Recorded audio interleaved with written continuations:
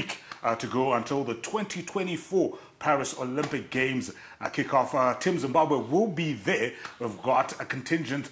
Is it seven athletes? Seven athletes who are going to Paris for the Games. And joining me this morning is one of those athletes, that is Olympian Rutendo Nyahora. She'll be racing in the women's marathon. Rutendo, good morning, and thank you for joining us. I hope I'm not going to training. No, good morning, how are you? Yeah, thank you for making time. And of course, we also have, she's becoming a regular now, maybe she's part of the furniture now, the Zimbabwe Olympic Committee Chief Executive Officer, Marlene Gadzirai. How are you doing? I'm good, thanks. Getting ready for the Olympics, of course. That's the epitome of World Championships, so we're trying our best and getting the athletes ready as well. I mean, from an organizational logistic perspective, how ready is Team Zimbabwe? We did speak about that contingent of 7 people. All the athletes, they got their documentation, everything sorted from that front? They have everything set, and they're also just doing their final preps in terms of training. We have the sprinters, Makanaka Charamba and Tapio Makarao. They were in Switzerland, where Makanaka actually won a silver medal in a competition. And from Switzerland, they'll go to Germany, and then they'll head to Paris to be in time for the official opening, which is next Friday on the 26th. Stephen Cox was also rounding up his training in Belgium, and then we'll also head off to Paris over the weekend. And then we have Isaac Mpofu. He's in Harare, been training in Harare. We'll be going sometime in August, as well as Rutendo Nyahora, because the marathon is like the last event. So Rutendo is just here in Zim for a short while, doing a little bit of interviews and just hyping up herself, but then training mainly from South Africa, and then she'll also head to France around August, and then she'll start her training. The swimmers as well, Danielson will be coming from the US, Paige coming in from Scotland, going into Paris in the coming week. So everything is set. They're just rounding off their training and then getting ready for the competitions. Oh, well, sounds fantastic. Rutendo, obviously, this is not your first time going to the Olympic Games. 2016, Rio de Janeiro, that was your first appearance. Obviously, you haven't taken part in the Olympic Games that have took place since then. How does it feel now, 2024, to be going back to the Olympics? Do you feel like you've got more experience? What are your expectations going into Paris this time around? I'm so excited to go to Paris for the second time, and I do believe that 2028 I'm also going to the next Olympics. Okay, let's we're gunning for being a 3-time Olympian. Yes. Yeah, so now my preparation has been going so well, and I'm looking forward to do good in Paris, because like now I have experience when it comes to marathon. Because when I was in Rio, it was my second marathon, so the experience was not there yet. So now I have experience, especially when it comes to marathon. Especially now I have a coach, because my coach has been there for me, and I have a training partner, and that training partner has been in Olympics. He's a South African. He's a 52 young man. You see, it's still strong. So, so like with their helping hand, I'm looking forward to do my best in Paris, because our aim is to run good time and also run a good position. All right. Talking about your experience, I know just from following marathons, I think especially when you start getting into your 30s, getting older, I think that's when a lot of people start picking. You talked about 2016, that being your second marathon. How has that experience helped you in terms of your confidence? And obviously, you're going to South Africa shortly to just complete your preparations. How important has it been to have that opportunity to sort of have the right preparation ahead of Paris? Oh, you know, like I remember, like when I went to Rio. I just want to take you back. When I went to Rio, I remember when I went to Rio. I just went there because I wanted to be in Rio, you know, and to be an Olympian. Yeah, just to be in Rio, you know, and just to finish a race, to be an Olympian. Because when you check my profile, it's written Olympian. For life. Yeah,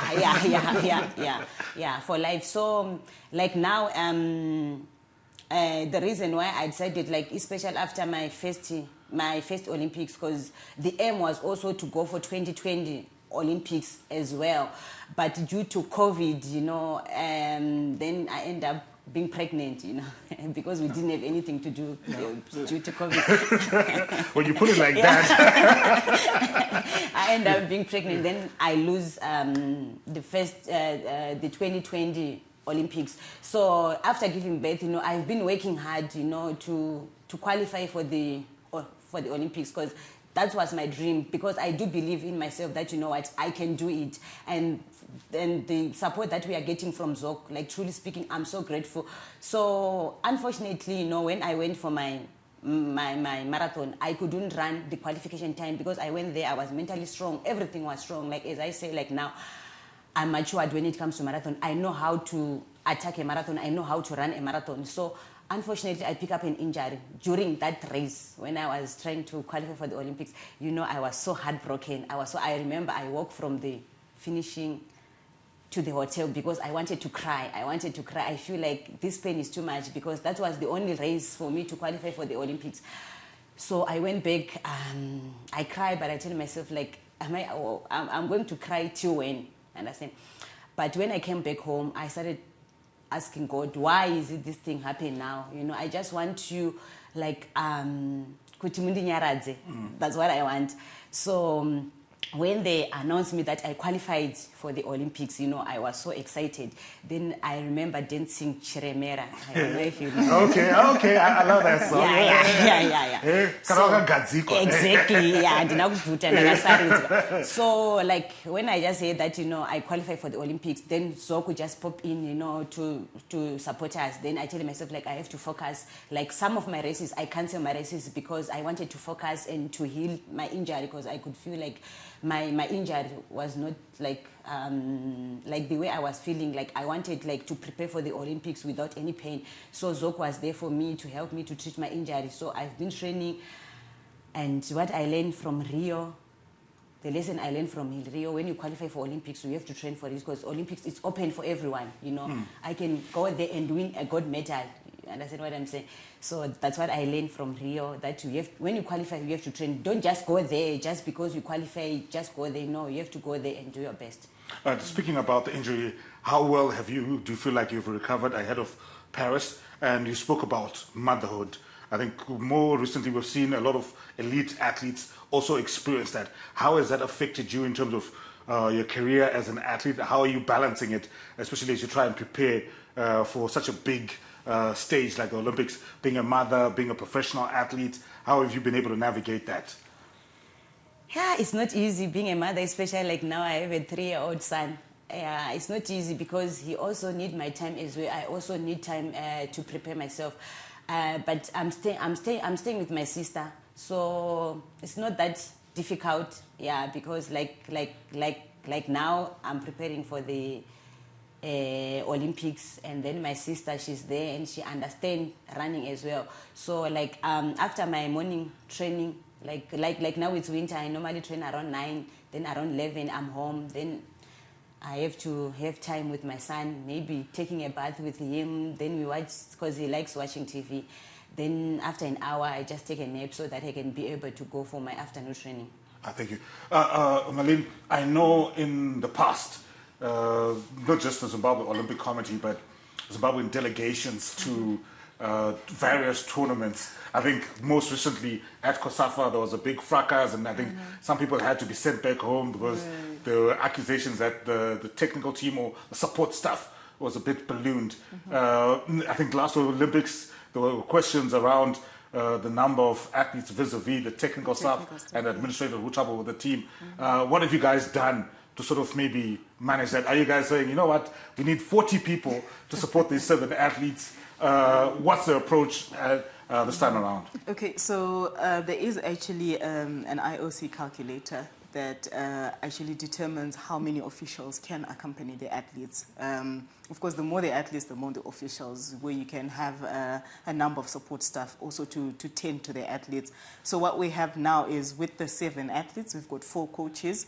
We've got a coach for marathon, for the 2 marathon runners, a coach for the 2 sprinters, a coach for rowing, a coach for swimming. And then we have the chef de mission, we have an administrator, and we have a physiotherapist. So those are the technical officials that are going to be supporting. That is 7-7 actually. 7-7. Yeah, Oh, and oh, then of course the ZOC president and the CEO, but in an official capacity based on the IOC, because there'll be a number of meetings that we'll be attending on the sidelines of the competitions. So that is exactly what is there. But then, so those are the officials that are going. That is Team Zimbabwe. Less than 20 people are the ones that are going. In terms of the support, to be realistic, honestly, if you're looking at Rutendo on her own, she would need a doctor, she would need a physiotherapist, she needs a coach, she needs a psychologist, and things like that. So when you're also looking at these officials, it's not so much about one athlete means one official. There are a number of things that an athlete needs, a nutritionist even.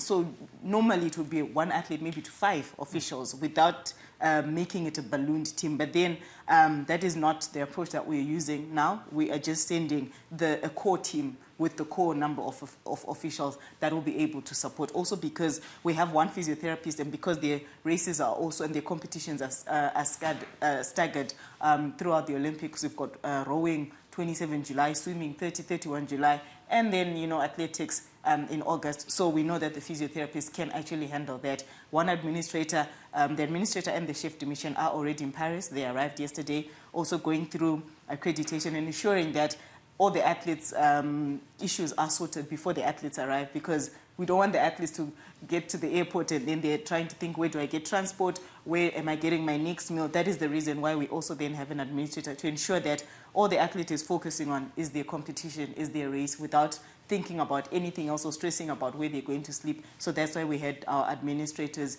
going in a week earlier to ensure that all these things are sorted out before the athletes actually arrive. All right. Thank you, Madam CEO, for joining us. Rutendo, Olympian, I like saying that. Wish you all the best in Paris, and may your dreams be fulfilled, because your dreams being fulfilled will make us proud as a nation. But I think by virtue of just going to Paris, Konapo, Ipapo pa ZTN Prime, DSTV channel 294, the place to be.